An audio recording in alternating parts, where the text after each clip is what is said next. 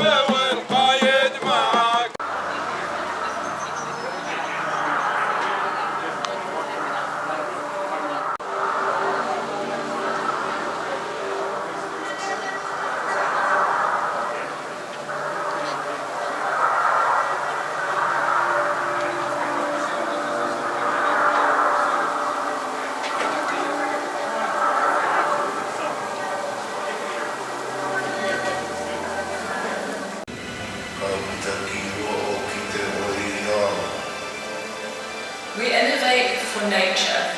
When nature thrives, we thrive.